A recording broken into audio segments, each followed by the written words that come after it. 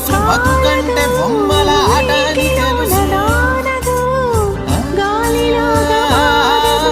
కథ అని తెలుసు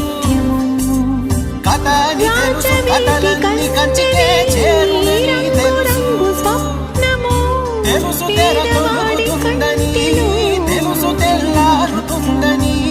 తెలుసు ఈ కట్టె పుట్టుమంటదని తెలుసు ఈ మట్టి మట్టిలో కలిసిపోతదని ఎన్ని తెలిసి రకాటంలో పడిపోతామో ఎందుకని